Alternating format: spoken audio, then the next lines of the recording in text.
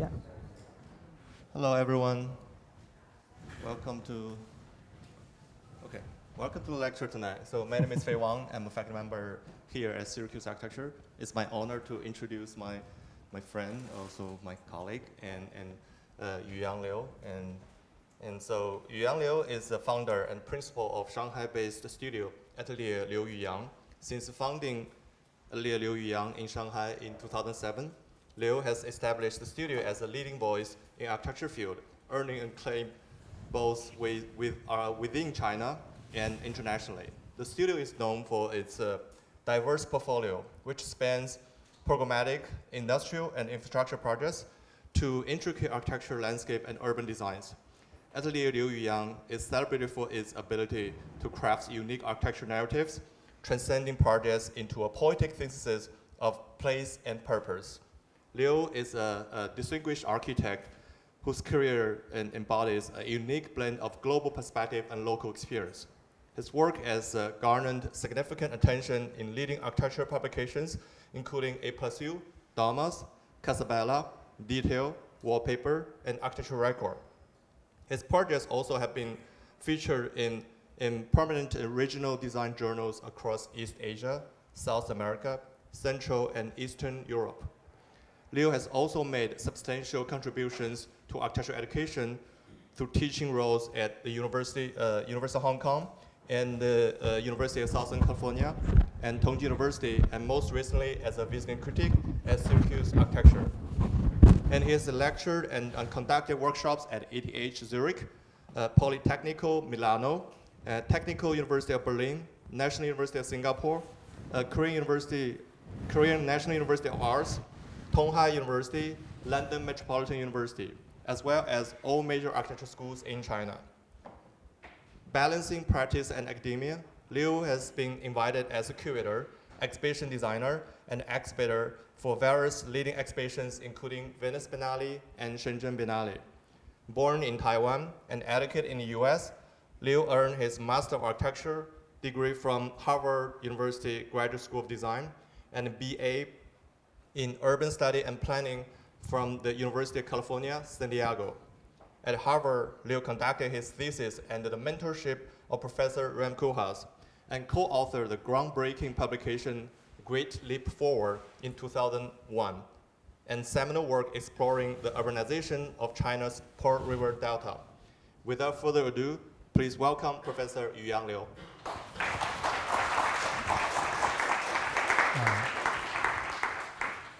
Thank you, Professor Wang, for the generous introduction. I think you've given away probably 1/3 of my lecture with the extensive introduction of my formative years. But in a way, it's also important for me to say that after graduating from the GST in the late 90s, this is my first time giving a public lecture in a North American school. So I've been spending the last 20-some years mostly in Asia with occasional trips and workshops to Europe and other countries.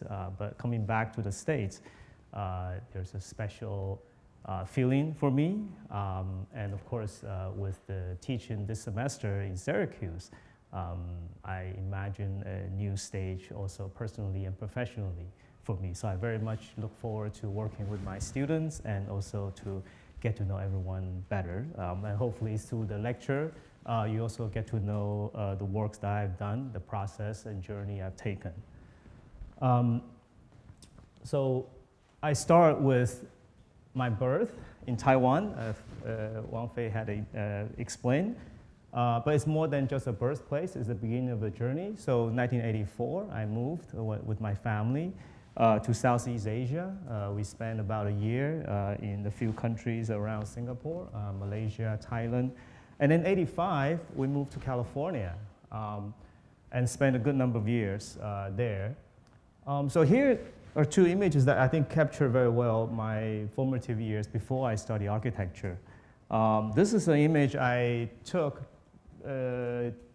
just before the COVID. I had a chance to visit Taiwan. In the background, as you can see, is this street hawker in a very typical neighborhood, not unlike back in the 80s when I left Taiwan. All right, so the city, the people, the feeling, the ambience, everything remained. And in a way, that's also how I view cities and architecture, the certain consistency, certain age, time, even though it's not so sparkly, clean, things like that. On the other side, California, very green, open, suburban.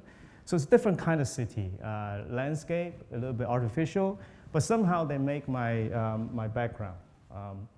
In the 90s, I went to the East Coast. So started with Boston, I spent 5 years at the GSD, and then a few years working in New York. It's a very different experience, obviously. And at the GSD, I met my mentor, I think one of the most important architects of this generation, Rem Koolhaas.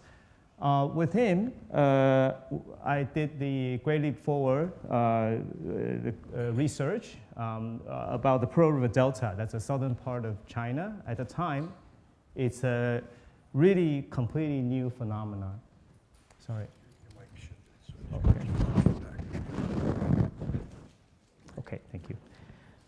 So it's a completely new phenomenon, not so well known, I think, by the Western academia and architects, or not very sort of looked at. People are either looking at contemporary urbanism in Europe, or they're looking at historical buildings in China, but they're not looking at contemporary kind of situation in China.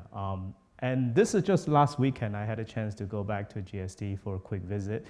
Went down to the Loeb Library in the basement, and surprisingly finding this book sitting in the middle of the library as a kind of a prominent display. So some 20 years later, I think there's still a lot of validity, I think, of what we research in this book.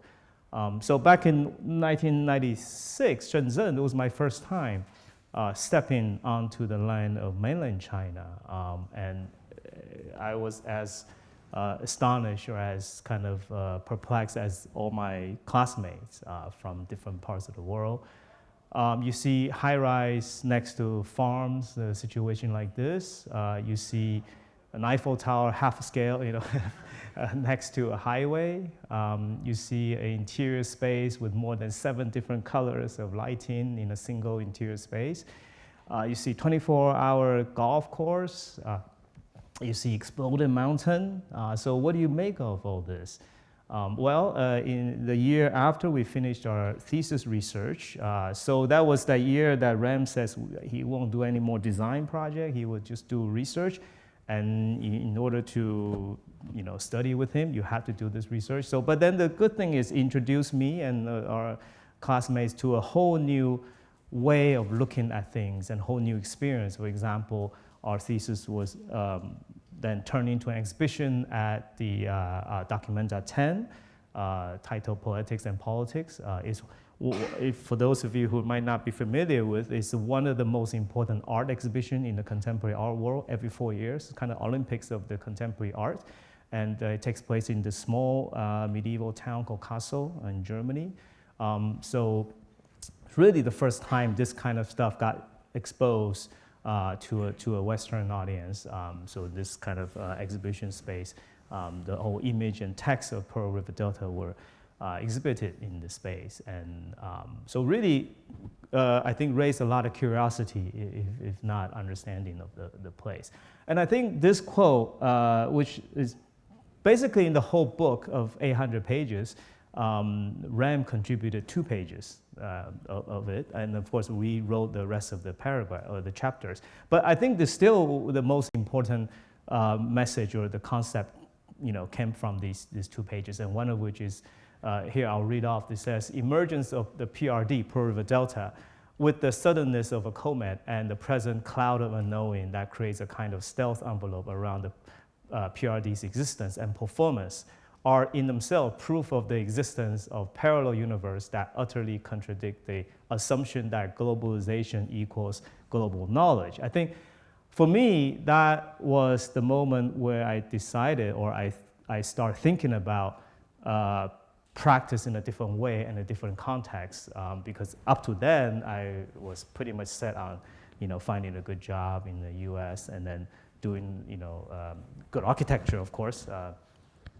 But then, so in 2000, year 2000, after a stint at the Skidmore and Merrill in New York, finishing one complete high-rise building, skyscraper building in Manhattan, I decided to leave everything and just move to Hong Kong in 2000. And my first few years in Hong Kong, I was actually involved in teaching, full-time teaching, doing research with the university as a commission research with the a rail corporation in Hong Kong, the Kowloon Canton Rail Corporation, looking at a series of the rail line infrastructure in relation to the neighborhoods and so on. And actually doing these kind of hypothetical project or proposals for the government, because the rail corporation really kind of a quasi-government entity trying to improve certain industrial areas that were previously built for factories and so on, but reimagine it as a new kind of stations, neighborhoods and waterfront and so on and so forth. Little did I know that looking back, this was done like around 2003, so like some 20 years later, a lot of our works now, project from our practice actually had sort of a lot of origins from the early research with the rail company.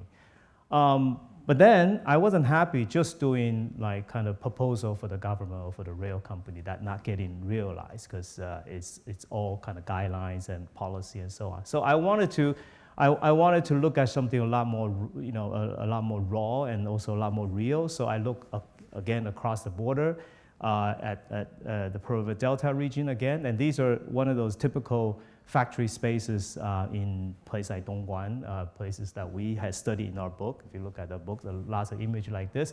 But this time it was a factory of a friend's family. So through this friend, I was able to actually start to look at, to go visit their factory and then start to do some small projects.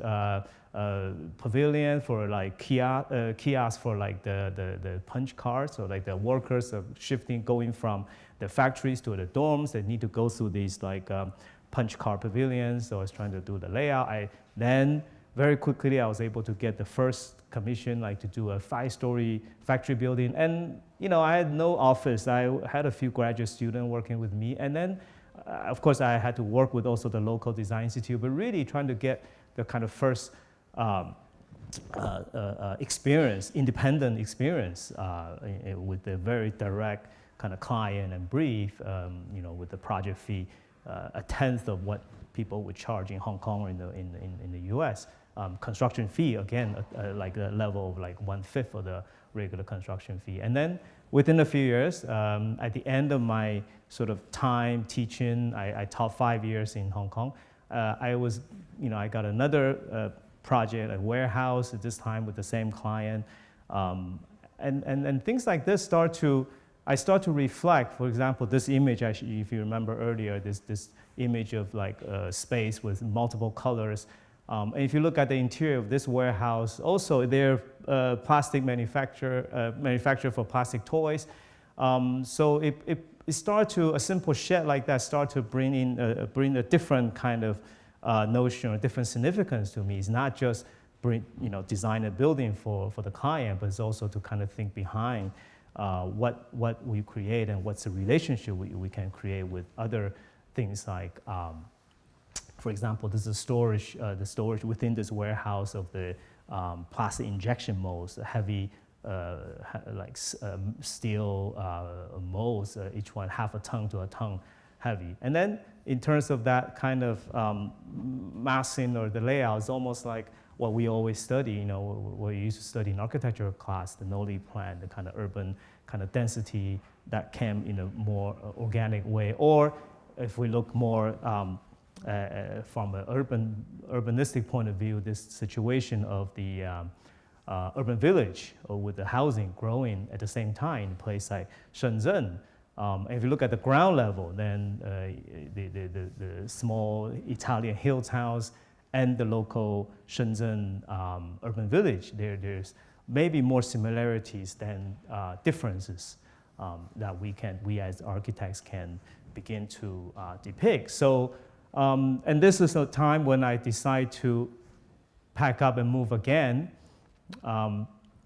to Shanghai, and which represents a very different kind of cultural and urban development. You can see that in Shanghai there's a lot more kind of historical history, both I think in terms of the Yangtze River Delta area, as well as the European influence with the concession districts from the 19th century, as well as the kind of, you can really say 21st century urbanism with the Pudong, some of the highest towers in the world. I mean, the whole Pudong side, which is just across the river, literally these people looking, at this old historical bridge built in 1908 by the Germans, are looking at a city built by the Chinese and Americans and Brits and French, whatnot.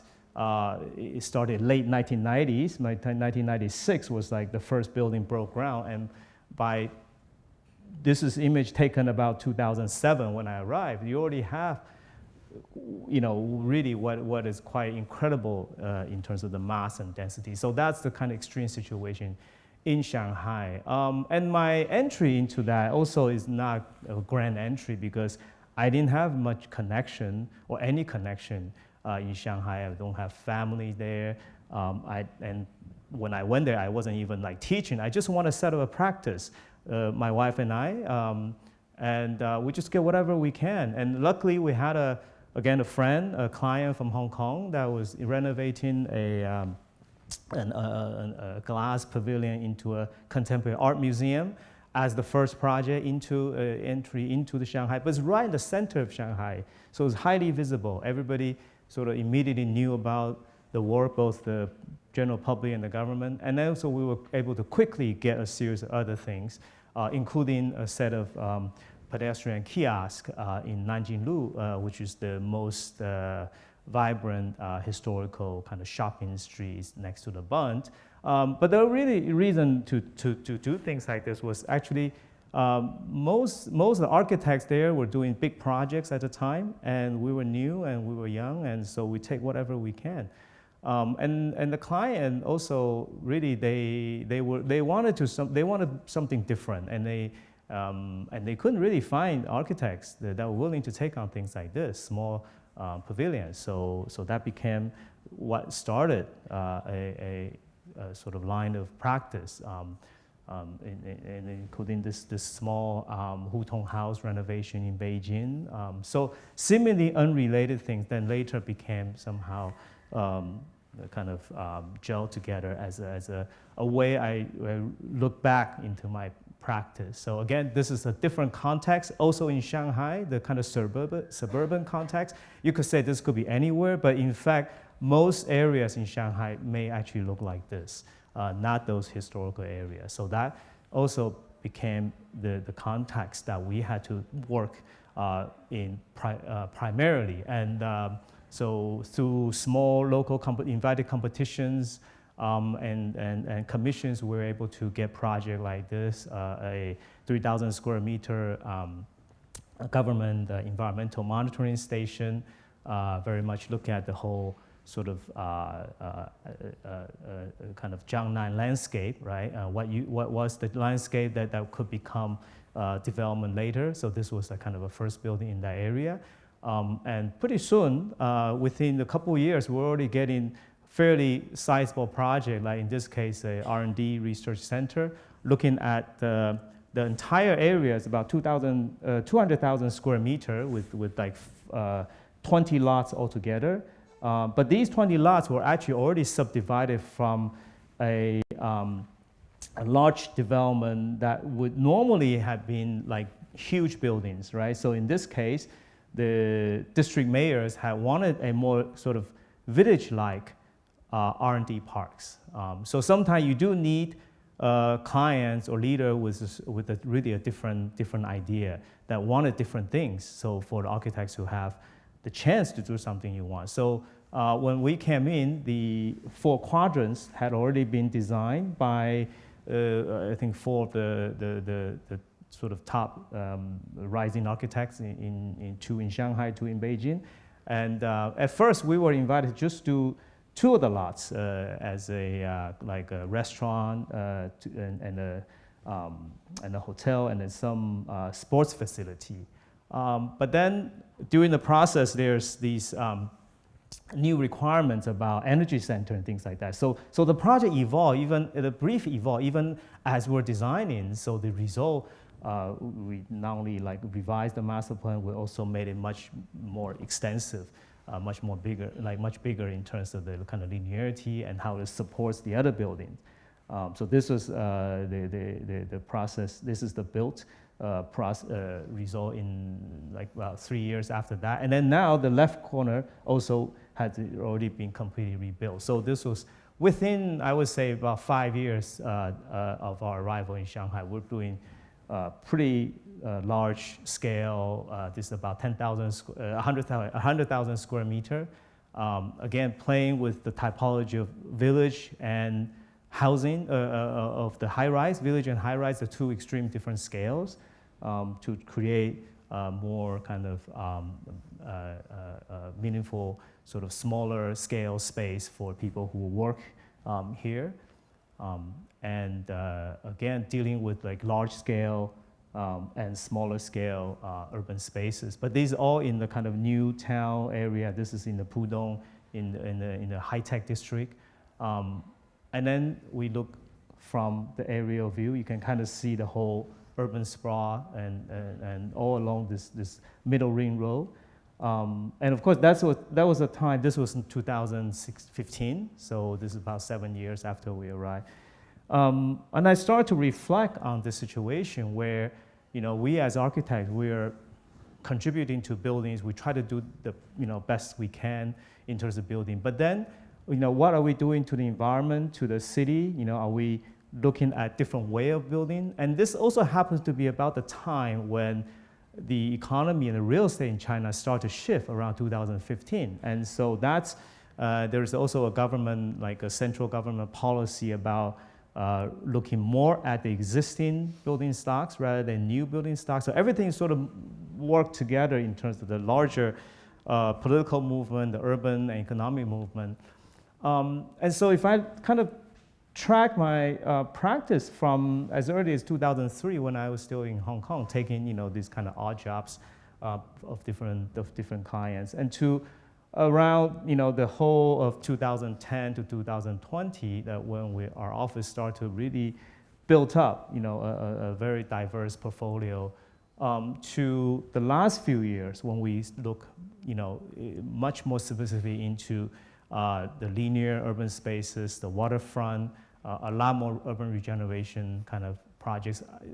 I start to not look at these projects from their programmatic point of view or from site point of view, but more from a thematic point of view. That is to say, I try to sort of review myself, like a critic would do to the students, to say, what have we done and where do we place our work in the context of these 5 themes? House and city, fragments rearranged, constructed topography, arch space, linear city. So these were the 5 themes I kind of gave to our projects over the last 15 years when I did this, and also in preparation for the monograph we published last year. So I'd like to start tonight. I think it's basically I will take you through the 5 themes, and I will use one project per theme to illustrate the point. And in a way, that's perhaps the only, at best, the only way I can anchor my project. I think it's when you have done enough work. I think when you look back, it's about anchoring yourself in the constant sort of context of flux and changes. So this is a very familiar street in Shanghai, in the historical French concession, Shanghai. But then you have this Japanese coffee shop. Really, it's a place for the neighborhood. It's a scale within the historical house, but it faces the street. So it has that direct relation to take a residential space, but then turn it inside out to engage with the city. And that's also where our studio resided. Well, our studio from 2000 2014 to 2021, and it took us 2 or 3 years to actually complete the design while we were occupying it. So I'll start with just a 我 video 的工作室 that was 有400平米，花了80万，租来的房子。 sorry, it's in Chinese, but I'll explain that later.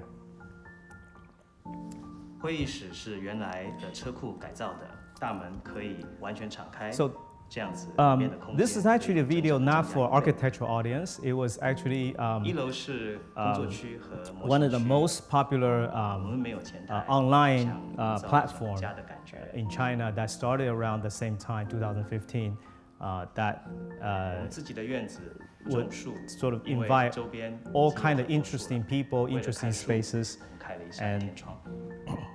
and sort of communicate or kind of propagate to the general 楼梯这里 audience. 为了看到对面的老洋 So 房 they do one 开 short 了一个 video 5米 per 高的 day. 窗2楼是工作区和图书室，在这里所有的门和墙角，我们做了一个2公分直径的弧角处理。这一切都是为了能够让光更好地过渡到这个空间里面来。我不喜欢灯，所以这里我开了2个天窗，花了6000块，就为了看到天。地面是水磨石，我用了铜条收边，铜线分割。所有的门和窗用的都是回收的水曲柳木。这是图书室，但读书桌不一定是要用来读书，坐在这里也可以发呆。建筑师的生活、工作和家庭很难分得开，所以我想把工作室做成建筑师的家，有一种温暖的感觉。 Okay, so it was an interview, and they made it into a short video like this, and it got over 10 million views in China. But what's important, I think, it's what I got out of it in reflection or in retrospect. So one of the lines I said is a major renovation for a rented space. It's really about redefining time. Because we rented the space, but we actually put in our own money to renovate it. And a lot of people at the time did not understand why we did that. But in a way, we look at this not so much as a real estate per se, but as how we spend our time. And in this line, I say, a skylight to see a tree. It's about redefining a place, a sense of place, because the tree was there. We didn't need to do anything about it, but we opened the skylight so that the place is transformed into something that's embedded into our space. A reading desk, not necessarily for reading. One can sit and idle. So it's about redefining the usage. So we look at our rooms, we look at our spaces, not so much in a functional point of view, but more from a different, we redefine the different usage. And here I say I would like to make the studio a house of architects, idea of a house to give a sense of warmth. This is an image in one of the winters. The photographer actually is a good friend. He's been taking a lot of photos for us. So he just came and just took this without actually I even invited him. So he just thought that he'd come by and did this one. And I think it's about redefining experience. So in a small space like this, it's how we redefine these aspects.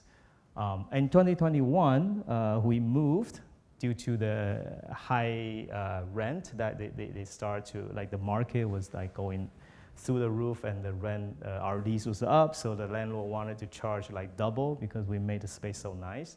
And so we had to move because our fee wasn't like getting doubled over the years. And then just some of the views, like when we moved out, we had a couple of days, we held like farewell parties and things like that. And then also the photographer came and took some of these images. So acquire a certain quality, a certain kind of tactile quality of the space, the light and everything. So you can kind of re-experience it as pure space and architecture again.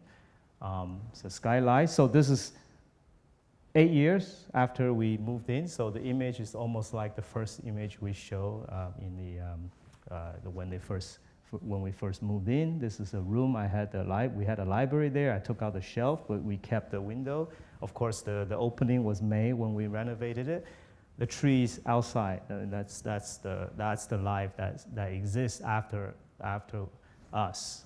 So it's about redefining memory. I think that building it takes on a certain memory for our office, for everybody who had worked there before. And the second theme, Fragments Rearranged. So very often we do a lot of renovation, and especially with the historical area. And this one project we had in 2016 in southern China, in the province of Fujian. So it's like really between Shanghai and Guangdong area. It has also very interesting history of overseas Chinese who left China in the, let's say, the Qing dynasty in the 18th or 19th century, made their fortune in Southeast Asia, and then came back to this area, always maintained this kind of route to the village or to the old town, and built buildings that has certain sort of aesthetic or stylistic kind of reference to buildings in the Southeast Asia, which also had a reference to some parts of Europe with the whole colonial kind of past. So it's very interesting, very hybridized or bastardized kind of architecture. Again, also it has, of course, the traditional Chinese motif. And this site is actually not visible from the street, but you have to go through this alleyway, and suddenly you open up to this one small building that was given to us to make what they call the oral history museum. And so it's very interesting as a simple plan and section, and it's kind of a night grid. When I look at the section, I immediately thought about the night grid kind of idea. So what you put it within the grid is actually then becomes very flexible, because the structure, I mean, this is a historical preserved building. You cannot do anything to it. So how do we reimagine a way to occupy it that is both about history and about contemporariness? And so this becomes the kind of way to understand, for us to approach this project, that it's a jewel box of memory. So we're playing with, again, the memory, the idea of the memory.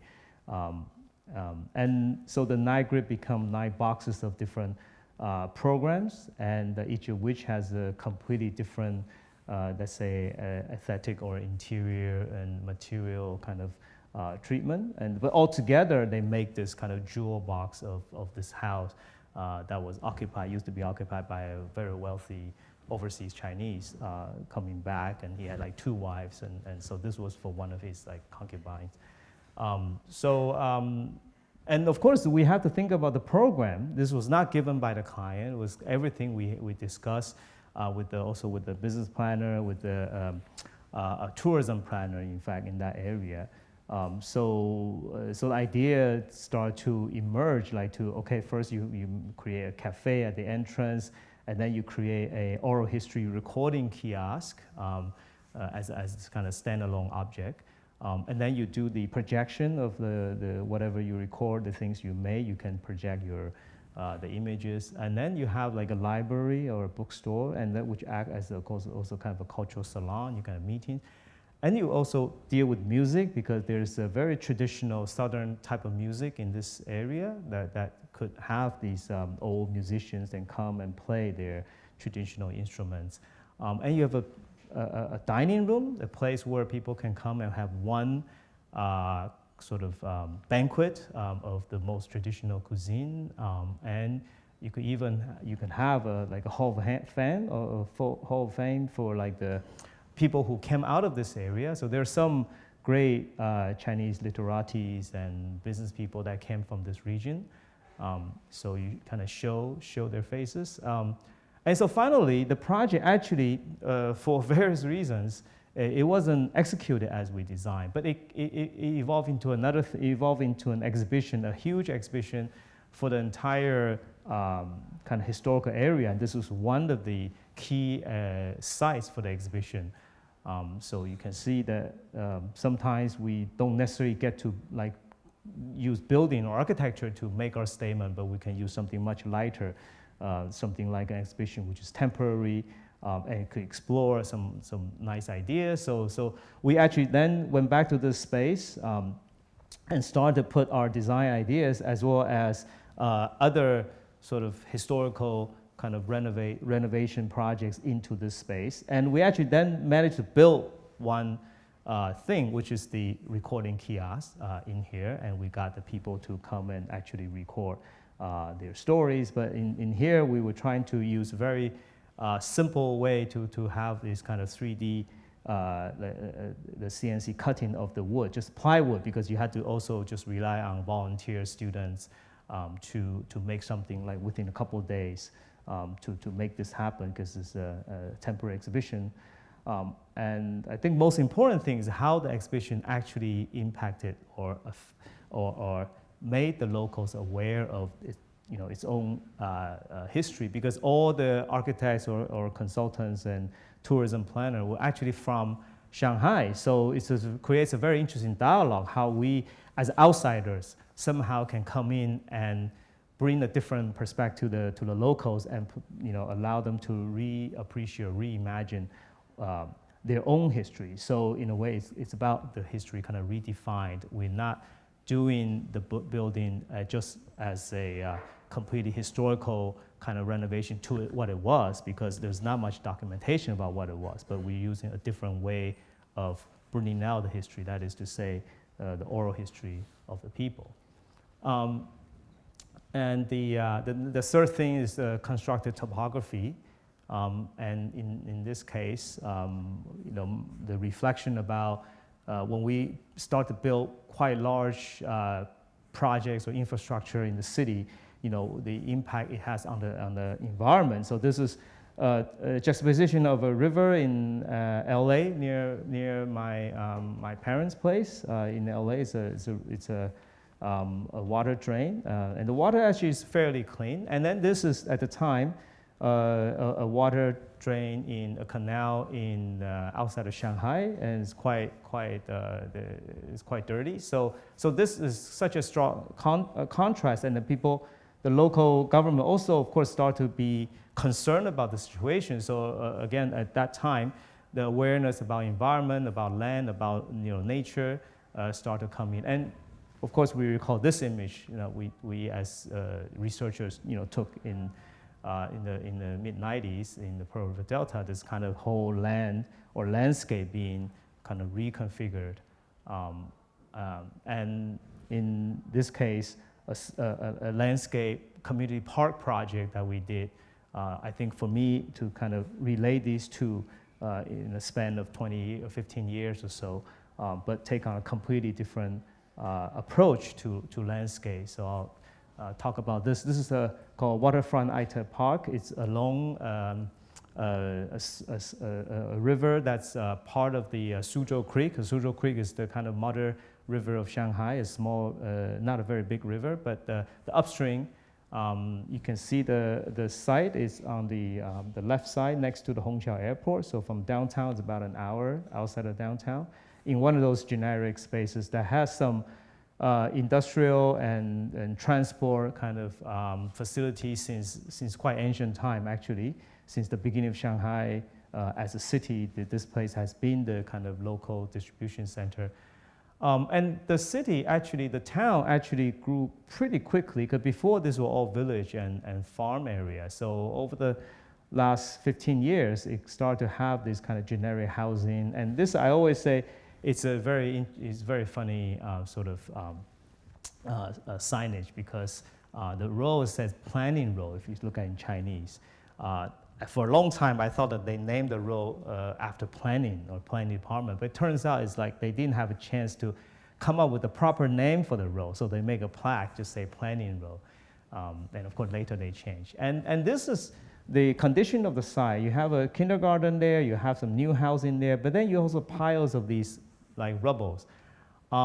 And these rubble came from actually those new constructions. When they took down the villages, they cleared a lot of the bricks and things like that, and they just kind of dumped to this side. And then over like a course of 3 or 4 years, while those new buildings were going up, these became a kind of a natural, artificial, natural kind of landscape, right? And then of course they have the road that's fairly well done, but then you also have this really a landscape condition that you don't really know how to define. And of course, to the north of that, I'm sorry, to the south of that, you also have these cement factories that you still have large cement trucks. So it's quite an odd situation. And we were called in by the local district government to say, okay, let's look at this as a missing piece in the whole overall planning of the waterfront landscape. So this river, if you continue to go eastbound, then you end up arriving at the downtown Shanghai. So as a missing piece or as a kind of a puzzle in this whole kind of future landscape condition, our task, immediate task, is to create something there in the middle that can, on one hand, resist or react to the factory area, on the other hand, provide a neighborhood park for the residents. Not to mention, of course, the resident had already been calling the government to complain about this area that they wish to have a better kind of treatment. So one of the key ideas here is to look at what's on the site, existing site, and not move anything out, but just to reorganize the land or reorganize the site into a kind of topographical park. And all the things that we found on the site can be organized or can be unitized by the gabion basket. It's a technique that's used quite often in like a hydraulic infrastructure.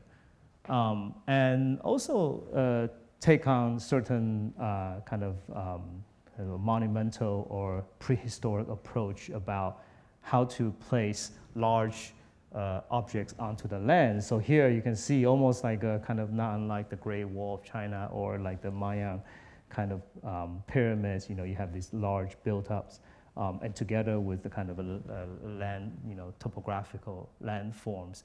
And actually, with the presentation, we just took this model and showed the client because they were so much in like a rush to get things, so they didn't even allow much time for rendering or things like that.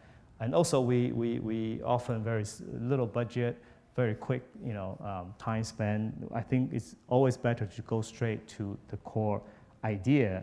And if a model can explain, then we don't really need drawing. So, and one of the things I think that really helped us was that when the client says, okay, we like this, we think it could work, but what do you think would take to get it done? So one of the things we asked for is the mock-up. And the mock-up turned out to be crucial because it proved to everybody that this thing, it could work technically, and also so the feasibility and also just the sheer scale, and thanks to a very good structural engineer that we're working with. At first, I thought it was more of a kind of aesthetic mock-up just to get the material and the size. But then the engineers really recommended to have a structural and everything incorporated into this. So it has a kind of a lateral tie back to those cement blocks. But also just by having this mock-up, so the mock-up was 8 meter by 8 meter, so quite huge. And the moment that it's done, I think everybody was convinced.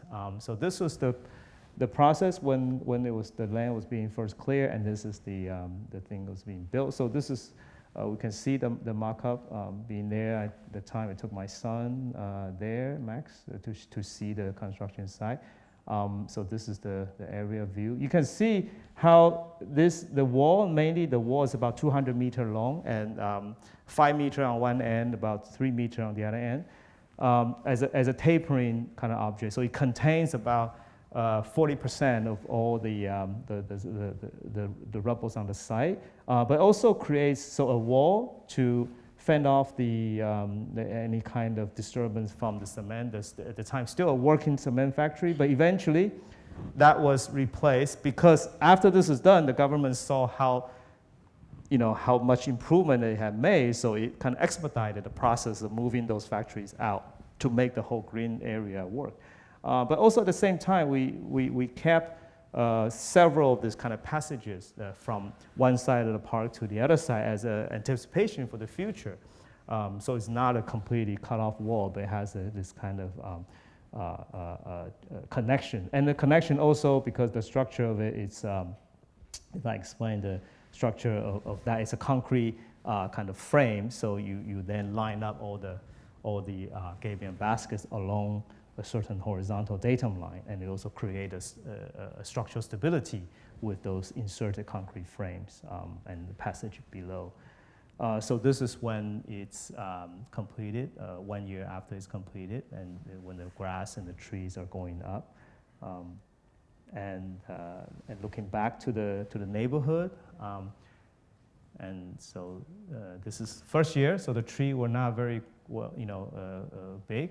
But then you already have the neighborhood, the people start coming in, and it's actually one of the first parks in Shanghai that is fenceless. So before this, most parks, if you go, there's a border, there's a fence. They even have like opening hours, right? Which is actually quite.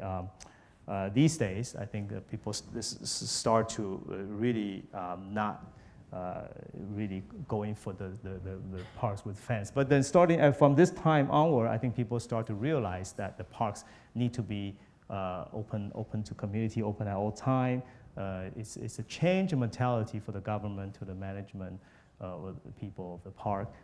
So without an opening ceremony, without any kind of declaration, people just came in and start to use the space. And over the years, I've been bringing a lot of people to visit the park, and so it's always nice to see how the neighborhood kids found their own way of using some of these spaces. When it's hot, they hide in this kind of shadow that's created by this 3-meter wall, because that's also how we dealt with the topography. We have a kind of a 3-meter drop from one side to the street, so sometimes the wall create this kind of huge retaining wall to mediate the topo shift. And then in this case, there was in the original situation, there was this kind of huge kind of mount, in the middle of the landscape, and then that's when I say, hey, let's keep that. We just plant some grass, and we kind of work out a way to occupy that and to allow the kids to have chance to kind of go a little bit wild, or maybe a little bit risky on this. And then, of course, for most of the Chinese parents, this is kind of like a little bit scary for them. But nevertheless, I think it has a value for these kids as a kind of a memory, and as a little bit of rebelliousness that they can build in their play. But with this project, I think it's really about redefining nature, even though the site is nowhere near kind of a beautiful nature landscape. But we create nature. We create through a reconstructed topography, in this case, and arch space. So that's another topic. So similarly unconnected, but somehow I think it's all kind of relate to some of the early studies or early experience I had traveling through Europe. And arch space, of course, not limited to European architecture. I think in traditional Chinese architecture, you also have pretty amazing kind of arch, like bridges and things like that. In this case, it's industrial. It was an industrial area in Beijing, in the quite a funny kind of site, because it's a site of kind of a left kind of neglect, or a site of kind of a residual, because it had several infrastructure cutting through, and some of which are actually like freight rail lines and highways and so on. So it created this kind of ghetto or enclave that was not so easily accessible from outside. And then so for a long time, so like for about like 40 or 50 years, this had been the kind of industrial storage, and a lot of artists, workers, and are just kind of occupying this in a kind of temporary way. So you can kind of see that's the approach. And because the rail lines have certain, again, maintain a certain datum line, and so when you approach, sometimes you have to kind of go down, dig down, and go up. So that's the pre-existing situation. And once you're in, it's almost like a different, a world from a different era, from the 1970s or something, and you had these older industrial buildings that were pretty hard to be kept, because it was not built with a very good quality. But somehow the memory, again, the memory of it, or the kind of essence of this space, was what I'm trying to capture. And so we were kind of looking at the idea from ruin to a garden, to rejuvenate or to kind of reimagine that.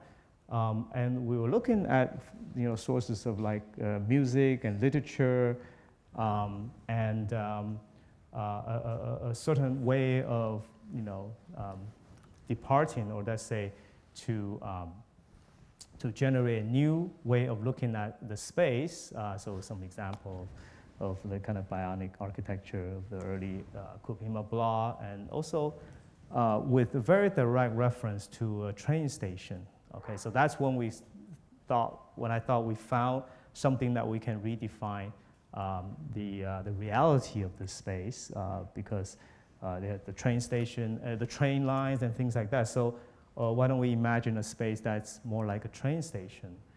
So here's the concept, the early concept model for the initial area, because the whole area is about 50,000 square meters, but our first site was about 6,000. So it's a relatively compact site as what they call the startup kind of area. So this is where you're supposed to create like kind of the defining or the kind of definitive guidelines or definitive kind of strategy for the rest of the developments. And very often, I think we get invited to do this kind of startup sites to be the kind of the first one to define it, and then they will invite other architects to follow. So we never get the full project. And I think it's also good because I don't like to keep repeating the same thing, so I like to try different things, so always trying something new. And so this is when when the project is done, we recreated the neighborhood. In a way, it's kind of like Italian towns. You have this kind of topography, you have different sort of forms, but somehow the forms take on a certain language, and that's why I explained the arch. So one of the challenges that the development model is very different from what we normally understand. You buy a land or you renovate it and you rent. So actually the whole land is rented. It's a rental land the developer get from the also local village. So even though this is the middle of Beijing, it's actually the land was what used to be what they call an urban village, right? So because of that, they cannot purchase the property. They had to rent, and they would rent 20 years as a deal.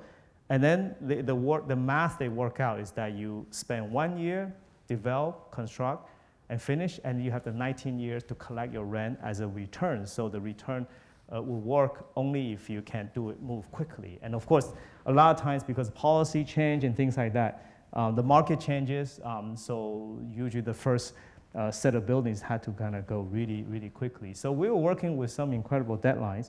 And the only way is I make the design more systematized, even though we didn't even have very precise survey drawing to begin with, but everything had to be within a certain system. So you can see these kind of arch lines with a certain curvature that can be universally applied to different buildings, with only the edge trimmed off to reflect the different widths. So this being the first building, so it's kind of like a mock-up for everything else. Again, it's like a big mock-up that proved that the strategy works. So we create this kind of a double-deck space, like a big train station. You have the kind of arch space, but in this case, it's done with the steel. And we had this deck that's used kind of a hanging structure without columns like in the middle, so we kind of hung from both sides like a basket, right? So the frame, the ceiling structure, and the roof structure, and the deck structure is really work together as a whole. And then this is when it's done. So we had to do the architecture in the interior. So within 1 month, they had to be built. So this is actually 30 days construction. This is the incredible time at the time. Nowadays, I think things are a bit slower. And so after it's done, then it's used as exhibition spaces, and it's even used as a lot of event space. And this is some of the other areas where we start to take a different type of material, some of which from the original, like the red bricks, and the other ones we use like metal, a new material to kind of really talk about the kind of permeability and the views back to the most important things, back to the train station and back to the train line, I'm sorry. And really making this not hiding away from what was seen as a negative aspect, which is the noise and the vibration of the train, but really as a more kind of what they call the IP space, the space that has a certain character that people actually come for that, so you can see you be next to the train line. And this is where also the most like sort of where people kind of gather and stuff. As opposed to make the gathering space in the middle, we kind of put on the edge, so really as a buffer to the space, and then the train continue to play part of this area. So this, for us, is about redefining the reality, or what was the reality, so we give a different twist to it. So finally, in the kind of the 5 themes, I think this refers back to my very early starting point research, both in Pearl River Delta and also in Hong Kong, about linear urbanism. And so we recall this image. And this was an exhibition, the competition we did in 2017 with 4 other offices, including Professor Bing Bu, a visiting professor here, and 3 other firms, 1 German office and 2 other Shanghai office. Again, it's kind of a mega scale, but something about the ground level that I think is something that we were mostly interested. And with the ground level, it's really, it's about connections, I think, for us. And I think this project that we started in 2016 in Shanghai, I think, and starting from that point onward to now, I think we've been focusing a lot on the kind of ground connection, waterfront connection projects with the kind of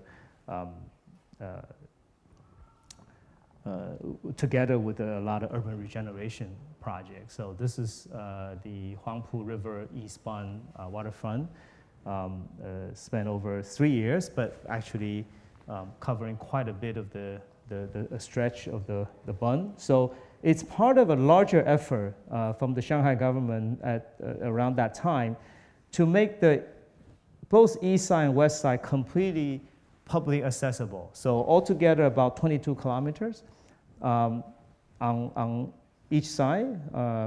And previously, Huangpu River is an industrial kind of area, and a lot of the factories and things like that have been occupying the different waterfronts. So you don't really have a nice public connectivity throughout, and also it has a lot of disconnection to the city, to the back of the city. And when we got the project, so let me go back to this. When we got the project, or when we got invited to the project, we didn't immediately think about coming up with the design, because a project like this requires a lot of dialogues, especially with the clients. And usually a project like this will go through competitions. But it's such a complex kind of set of issues that we actually propose to the clients, say, instead of doing competition, let's do collaboration, workshop. And we actually work with 2 other Shanghai offices. And I invited Oma, so Ram actually came to the site. And we also invited Nikken Seke, it's a Japanese big office, to think of this project, or this series of sites in a way that we can sort of add up to each other, or add up to 1 + 1 equals greater than 2 sort of way, rather than competing. And so we sort of designed a structure like a research, concept, and master plan as kind of together, and we can do separate concept, and then we come back together to make a master. So that was a hand sketch I drew to the client actually in a meeting to say that's a way. Sorry, let me go back. So it's just a quick hand sketch I kind of describe to the client to say that's how we can work rather than doing competition. And I think luckily there was a very open-minded client to take on our suggestions, right? So this, and of course during the process there's a lot of headaches, and this is me in the middle. I was almost kind of playing the kind of coordinator or client's representative. On one hand, we have all the top Shanghai architects. On the other hand, we're Rem and his team. And then the Japanese architects sitting on the other side. So, but that's all part of the, I think, for me, the fun of design is that you're not just drawing things, that you also like have to do a lot of communication. And this was almost actually scheme. So yeah, it's not a competition, but every team also had to come up with something that contributes to the final master plan. So OMA had this really bold approach, this huge circle disc on top of the river, on top of the platform, and even extruding into the river. Of course, we knew this would be impossible to approve, but still, I think to kind of push the boundary, push the imagination, it was still worthwhile to come up with this. This is a Shanghai consortium, so of course the responsibility is more on the practical side, or to kind of imagine how much spaces we can kind of insert into this area. So it's not just the waterfront, it's actually the whole industrial warehouse and the factory area behind, what used to be the factory area behind. And this is the Japanese input from Nikken Seikei. And a much more lively and much more kind of business-oriented approach. So this is also very good because it's like you need that kind of input to imagine how the place would be eventually successful from a real estate point of view. And now this then become the kind of combined master plan that we did, and with take kind of the best part of each project and then put it together as a collection of ideas. But then when you face the reality, a project like this would take many, many years to realize, especially since 2015, the whole real estate market has shifted.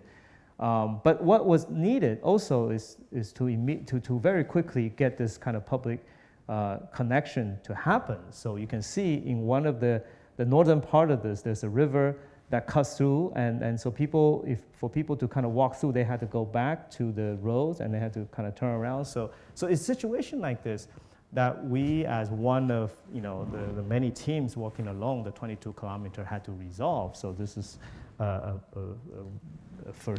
bridge proposal we gave, and then was immediately adopted and designed and built. And the idea is that it takes on both the bicycle path and pedestrian path and created two different levels, both for the kind of experience and also for the structural, because then you can have the two levels split to have this kind of triangular structure to support the span of 60 meters. And also we had to kind of work with the flood control wall to create a kind of a space for the public.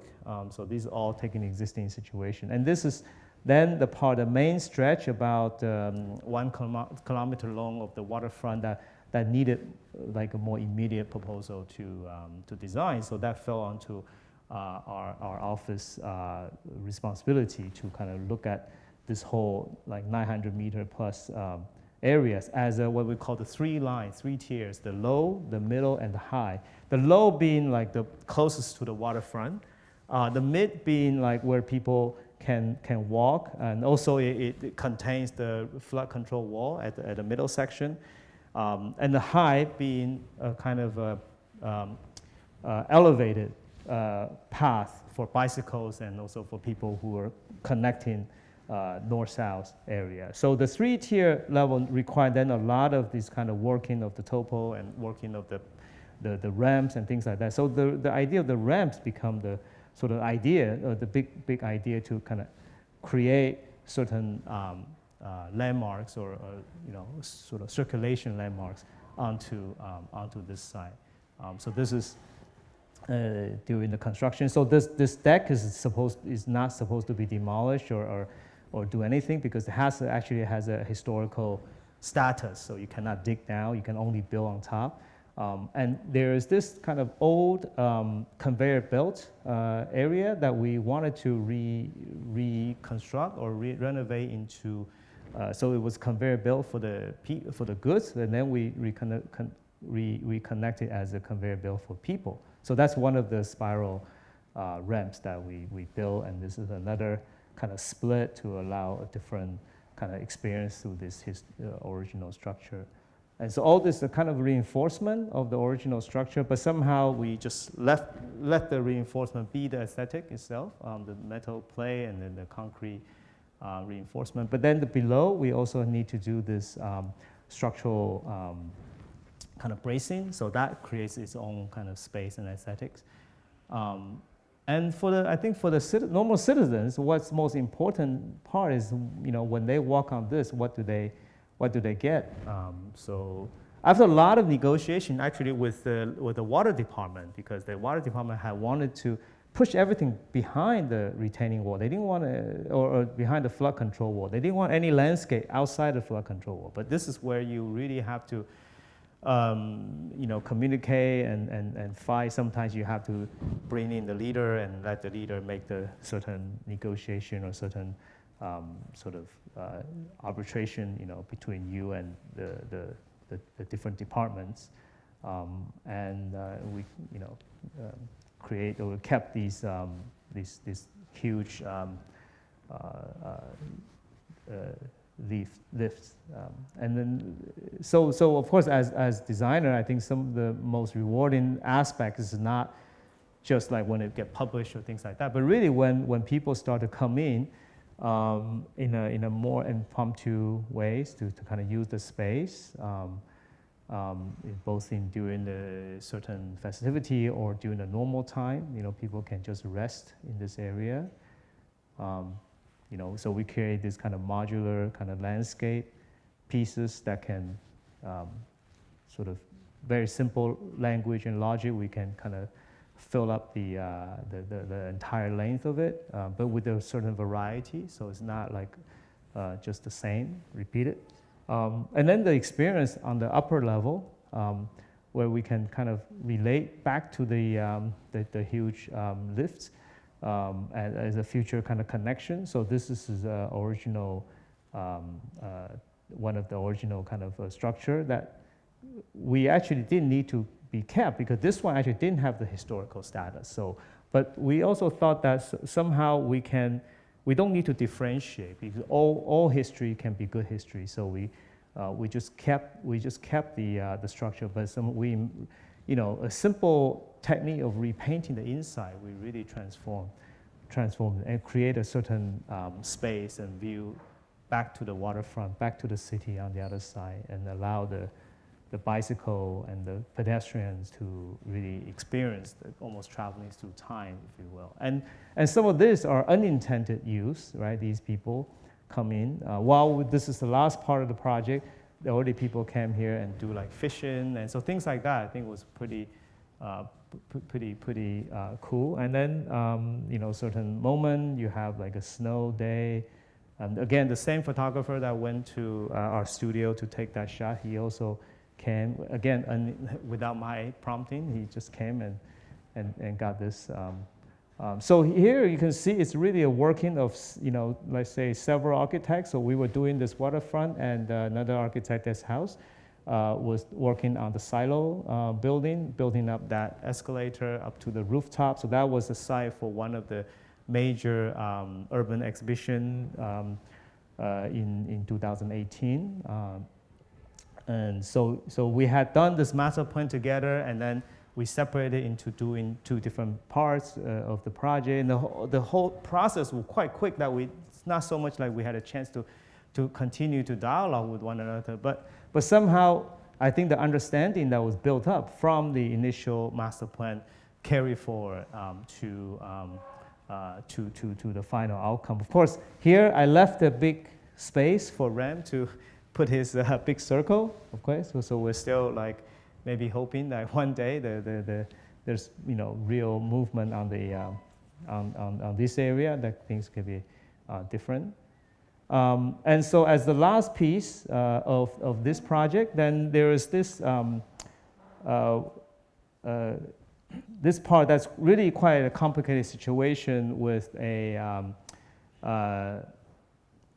subway underneath and the green that needs to connect to this area, which we had just renovated, and then with a ferry terminal. So the three things need to take this final sort of juncture to make the space connected. So this is before, and you can see, and this is kind of after. So again, we extended this kind of 3-line or 3-tier connectivity and really kind of fill in or reorganize what was really kind of this kind of unorganized or messy juncture and into something that hopefully it leads to something a bit more organized as the place evolved. Because there's still a kind of work ongoing. So you can see this is, so we already finished this ferry terminal. You had to keep the ferry function. People still, a lot of people travel through this ferry, very well used to the commuters between two sides of the waterfront. And so you can see that's a lot of just your ordinary folks riding the mopeds or bicycles going through this ferry.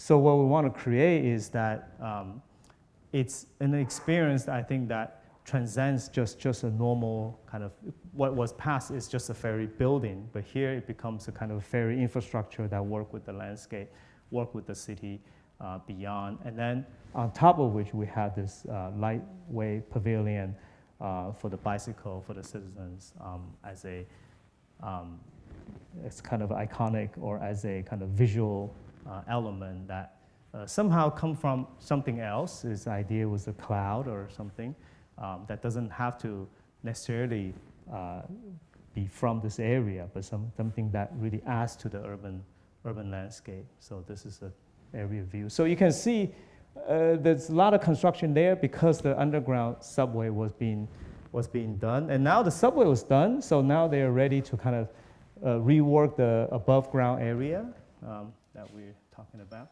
So here's a video taken a few years ago.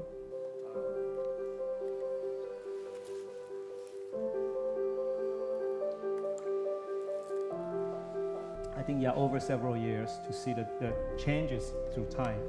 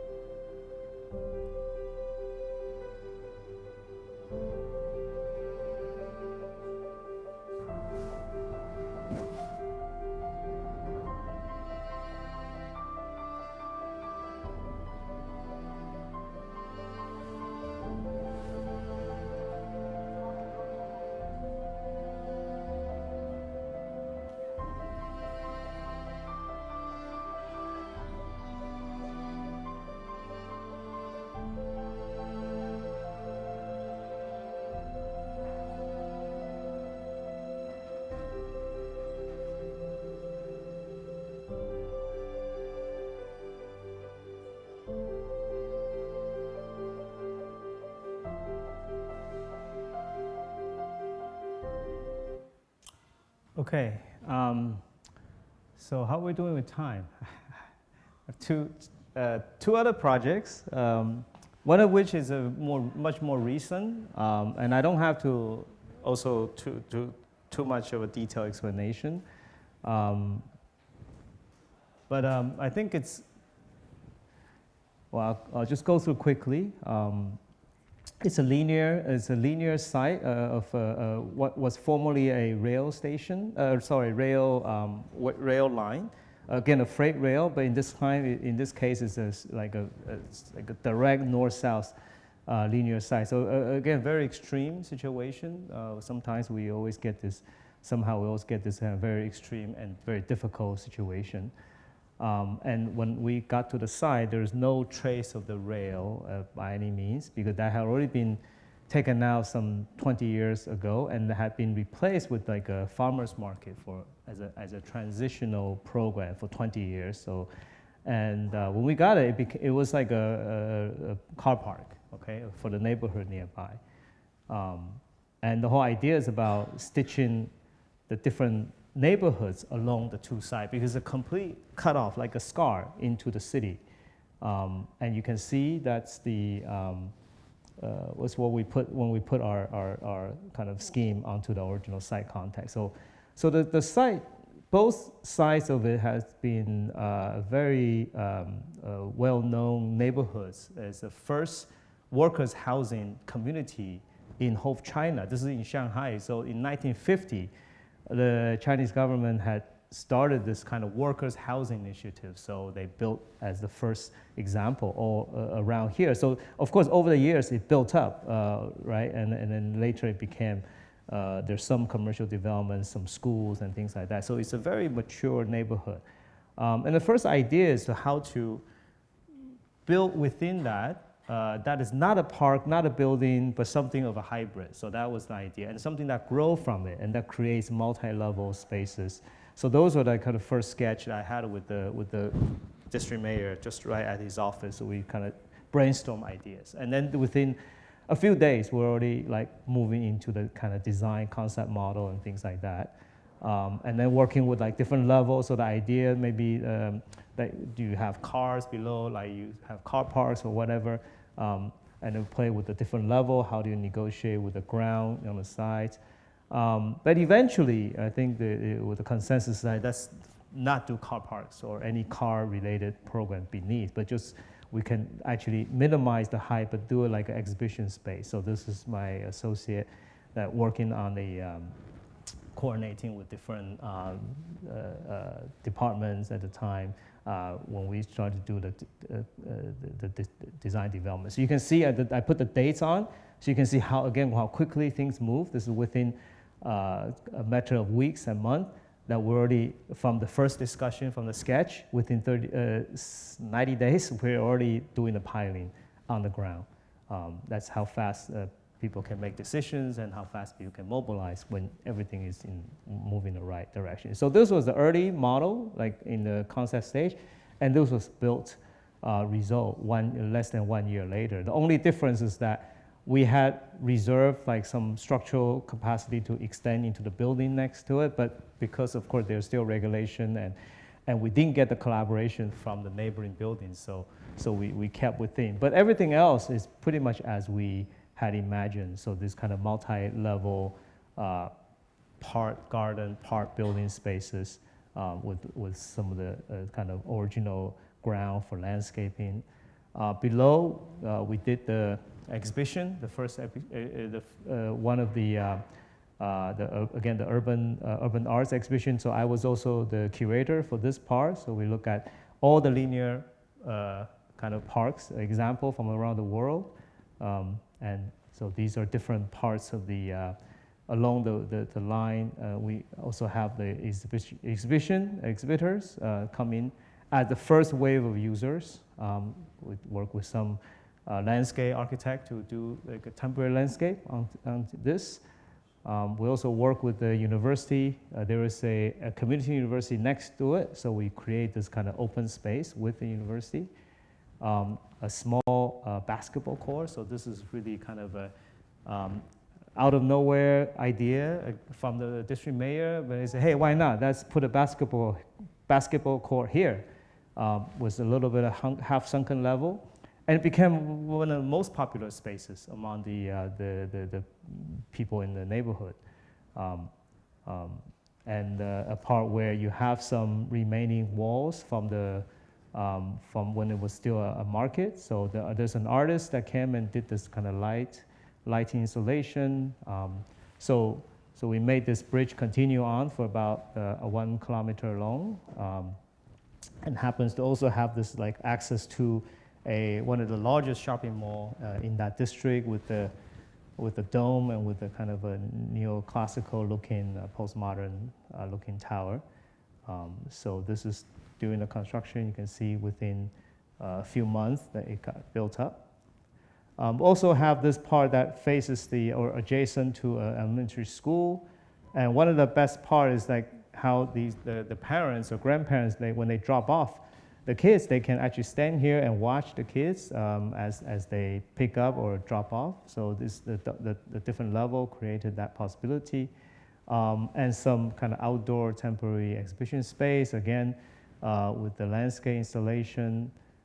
So really different kind of spaces for the neighborhood people, including the older people in the winter time. Some of the older folks like to come and sort of get the warmth from the sun, and toward the other end. So the idea is that also we have this future connection to across. And one of the things about this project is that really got a lot of media attention, both from like a mainstream government, mainstream media, as well as the kind of a government media, as well as a lot of social media. So this was one of the most well-publicized or well-known projects in Shanghai in the last 3 years, I would say.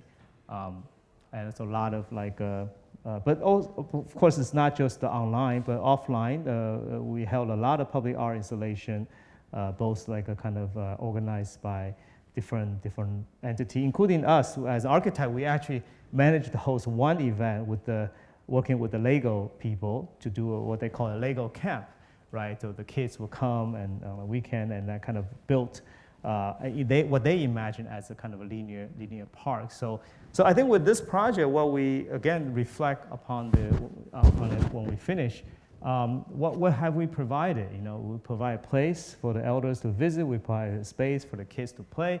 But most importantly, we provide a path home, because previously with this cutoff, people they have to go around the block, to go back to their neighborhood or their community, their homes. But with this path, they start to be able to come through this part and then connect directly to their home. So for me, I think that's actually the ordinary time, the normal kind of usage, but somehow we provide that possibility. It's more meaningful than anything else, any of the events, so to speak. So the value of looking at the residual urban spaces as focus for practice as our kind of practice in the future, I think that's something that sort of started to define us more and more these few years. Again, I have a short video from this project.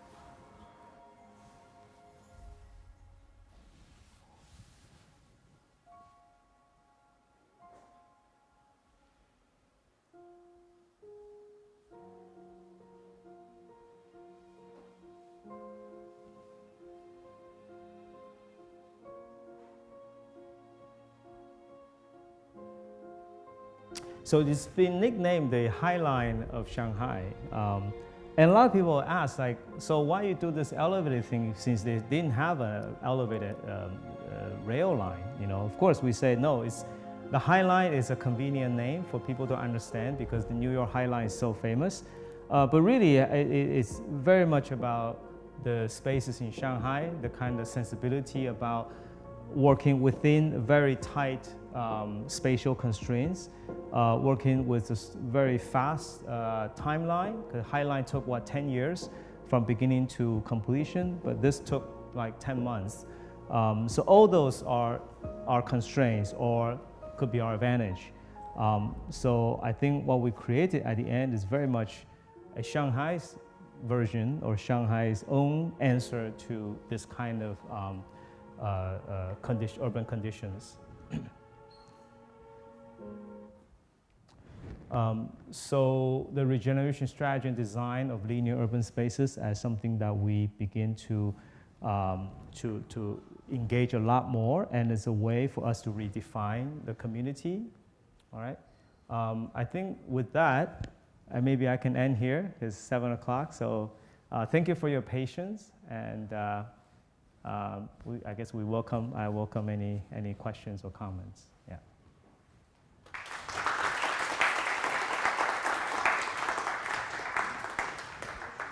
Yeah, thank you so much for the amazing lecture and a lot of amazing work. And yeah, I'm very sorry we don't have the time to talk about the project on the cover of the poster. So that's also. But it's also a very well-known project. Yes, so, yes. So you can check on his website. Yeah. So there are many amazing projects. It's a project that combines all the other previous themes. So that's why I put at the last. That takes another 30 minutes. We'll save so, it for another occasion. So yeah, just speak up here. Thank you. Thank you very much for the very, very sophisticated and well-compiled lecture. And I'm from Shanghai, so I was lucky enough to have experienced the Mingsheng Wharf project as a cyclist. And it was a very fun section of the route. So I rode all the way from Qiantan to the end of it. And I was just wondering, would you consider that to be the best or like most suitable method to mediate the relationship between cyclists and pedestrians? Because from my experience, when I ride along the riverside, a lot of pedestrians will be walking on the bicycle lanes, and I always like contemplate between like if it should be isolated or not. Because if it's isolated, then the pedestrians that are on the bike lane cannot like get off the bike lane when there is a bike. But when it isn't isolated, it is a very easily accessible space for the pedestrians. So I was just thinking. So it's a dilemma, of course. If you create separate lanes, then you're always bounded by those lanes, right? If you put it together, there's always a chance to sort of affect each other. And actually, this came from my experience, like going to Europe. If you go to Netherlands, you know, the bike path is like holy. You cannot, like as a pedestrian, you get yelled at if you even just step onto it, right? You get yelled at by the bicyclists. And for me, I think it's not very Chinese. I think in Chinese, they're more tolerable, you know? They tolerate certain kind of in-betweenness, okay? People are not so like strict about certain things like that. And also, I think it's about sharing. A lot of times it's like, well, I mean, as a cyclist, yes, you like this to be completely designated to you, but then you're also pedestrian sometimes, you know? You're also like parents with like strollers, you know? You're also elders. Yeah, so I think for an architect, it's always important to keep the kind of broader tolerance level, create spaces that allow broader tolerance rather than very specific kind of boundary situation. So, and of course, there we just took advantage of what was given, because there are these kind of conveyor belts and things like that, and we need to cross that where you saw the ferry terminal, so we need to cross that. So we had to bring the bicycle up to a certain level, otherwise we couldn't cross it without the boat underneath still, right? So it's a very practical consideration, and people had to take that to get to this side of this segment, right? And once they're here, of course, they have the ramp, they can get on the ground, so there's multiple paths they can choose from. So I would say also choice, you give the choice to people, right? So yes. Yeah, thank you.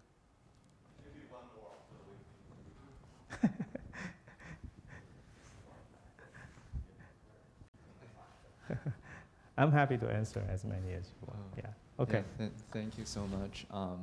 I've also experienced a lot of your projects, but my question will be about your formational period with Koolhaas, because I think most of us are fascinated about this figure, and recent literature complicates Koolhaas' contribution to like his methodology, research methodologies, and from his perspective of the global South, and but nevertheless, still I think all of us read Delirious New York and enjoy SML, like Excel, these very important books. So my question is, since you've worked closely with him, what are some lessons that you think you took from him that you applied to your practice, and what are some opinions that after you practice for like 20 years and then realize that they are actually not applicable, or things has changed that you can't really take? Thank you. It's a hard question because I'm still, every day I'm still sort of thinking about that. But then again, I cannot think too much because I'm practicing the way I'm practicing. I'm not Oma. We're not trying to be Oma, and we cannot be. And I'm not Ram. But I think a lot of what we do now, what I've been doing, I would say is directly influenced by his way of looking at things, more so than his design, so to speak, right? Because I think, of course, we all, like the books that you talk about, but really traveling with him to Pearl River Delta, and just 3 weeks ago, we had the Pearl River Delta revisit. So this is still very fresh now. After some 20 years, he organized a trip that all of us went back. So instead of 2 weeks, we spent 3 days, right, as a kind of a condensed version. But again, just kind of looking at everything with the criticalness and not being judgmental or pre-judgmental to say, oh, Shenzhen, oh, it's a mess, oh, it's ugly, it's, So we really try to look at how it works. So the whole idea about performance, right? Performance of a city, performance of a place. I think that matters a lot. So in our project, of course, what I could show, it's really a very small portion of what we've been doing, but we care a lot about how things work. But then we don't really want to follow the sort of established way of doing things. Always want to challenge that. I think that's what I take from him. And of course, his just the relentless kind of strive at doing something like more extreme. I think that's another thing you take from him. Yeah. But for a long time, I was asked like, hey, you're not very RAM. Of all his students, your work is not very RAM. I said, no, I think he likes that. He doesn't want me to be another RAM, mini RAM or Ramster, or they call it, right? So, yeah. Looking at your studio work, it's not like some other offshoots from like Right. So, yeah, I study with him. I only intern at OMA very briefly. I never worked at OMA, and I also know that it's not, you have to know yourself as a personality and also your context. So I'm very much like, at least for many years when I work in China, I'm sort of seen as the local architect. I'm not seen as international architect, even though I had a lot of international background. But I position myself almost like a stealth, like a kind of existence. So I come in as a local architect. So that's how I got, I think Professor Wang Fei would know, right? I sort of got absorbed by the whole Tongji University people. And for many years, after I've been there for many years, people start to think I am from Tongji. And I always have to clarify, no, I just teach there, and I didn't go to Tongji. And of course, but I'm friends with all these people. And I think the important is you kind of build a community of architects that are local. So I'm considered like local in that sense, right? Of course, when I go to Shenzhen or Beijing, that's a different story, But then, of course, I'm still evolving. So yeah. So now I was just as a side story, I went to Boston. I was talking to this potential client, And she started to compare, oh, the locals, so I'm not the local anymore because I'm not from Boston, right? I'm talking about this project, the potential project. So she started kind of talking about the local architects, and I'm, this outsider. So that my role started to switch in a way. So, yes, so that's very interesting. Okay, yeah. Okay, thank you so much, and we can ask more questions afterwards. And I just want to thank Professor Liu has been supporting Syracuse architecture community for a very, very long time, and especially during the COVID, and when our 40 kind of freshman students in 2020 fall semester, we travel around China to visit 50 offices, and most offices they extremely busy, so they only can spend 1 to 2 hours with us. But at Professor Liu's office and all the students there, actually, they stay for more than 4 hours, and he's very generous all the time to answer all questions and to give our freshman students more kind of all kinds of questions. So what's the future, what's the insights, and also that's almost the last year, final year of his courtyard kind of office. That's also very wonderful, probably last summer there, final summer there. And also in previous years, and he's been taking a lot of the Syracuse students to doing internship, and also including our own professor, and Professor Liang Wang also worked for Professor Liu for a year before. So it's been kind of a lot of network with Syracuse architecture for a very long time. Of course, our one and only Professor Ted Brown also visits office 10 years ago when we first visited China. And so it's been a wonderful journey. Also, finally, he's here with us to teach a wonderful kind of VC studio, and looking forward to see the final project in mid-November. Thank you so much again for the wonderful.